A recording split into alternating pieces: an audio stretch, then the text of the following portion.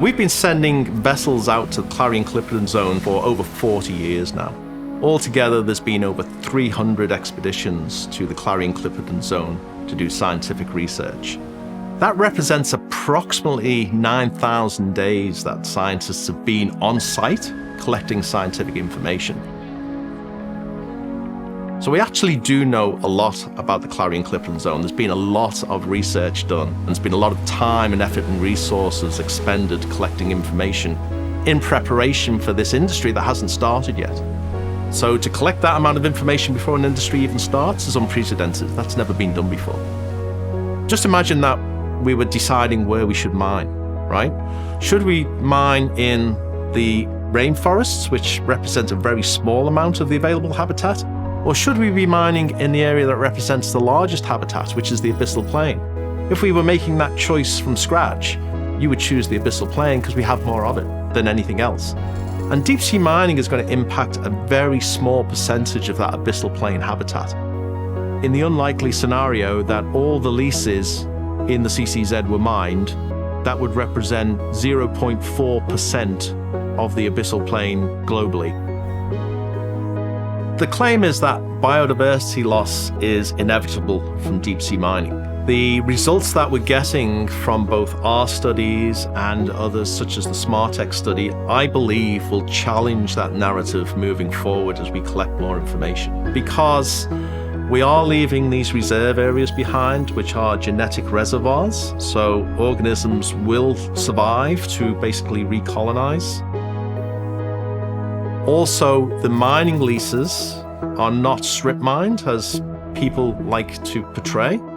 They're only parts of each mining lease will be mined, so what's left is a mosaic. So what we have is areas that have been, nodules have been collected, and then areas that have been untouched. And those areas that have been touched, now we know, won't be impacted by the plume, because that was the other narrative, that even the areas that are untouched are going to be significantly impacted by your plume. We now know that's not the case.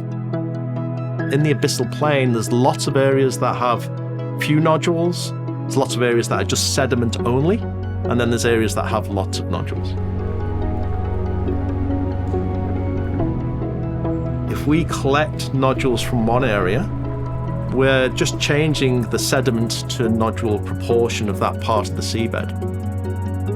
So we're changing the proportion of those habitat types. Certainly wouldn't describe it as habitat destruction, it's habitat modification.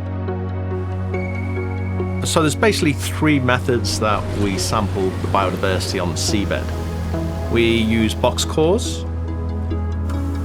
We also use multi-cores.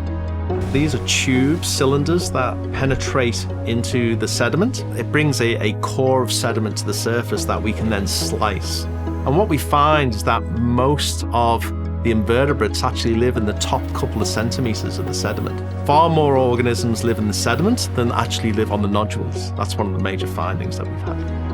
And then for the larger organisms, the megafauna, we have ROVs with cameras on that do video transects, and we can actually count the organisms as we go across the seabed. These are low carbon environments, which means there's not a lot of food falling through the water column and reaching 4,000 meters.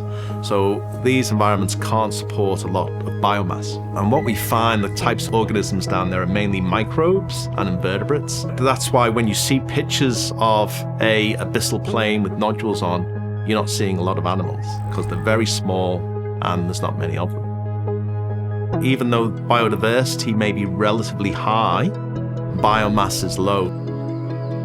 So the organisms are spread out over huge areas, and this is because of the lack of food. From an impact perspective, what this means is that if these organisms have very wide distributions and we're impacting a very small percentage of that area, of that range is what we call it, then the chances of us sending anything extinct are inherently low. Foraminifera, they're really interesting organism. They're the largest single-celled species on Earth. And what we find is that they act as pioneer species. So when You disturb an area, they're the first recolonizers of that area. And that's really important because they help develop biogenic habitat that helps other organisms then come in and recolonize an area. And what we've found is that there was rapid recolonization, particularly with foraminifera, into these areas that have been disturbed. This research wouldn't be done if it wasn't for deep sea mining and it wasn't for the interest in nodules. And what this is actually doing is accelerating our knowledge, or the amount of information we gain about the deep sea. So there's going to be a lot of findings and information that come out of this that wouldn't have happened if it wasn't for the industry.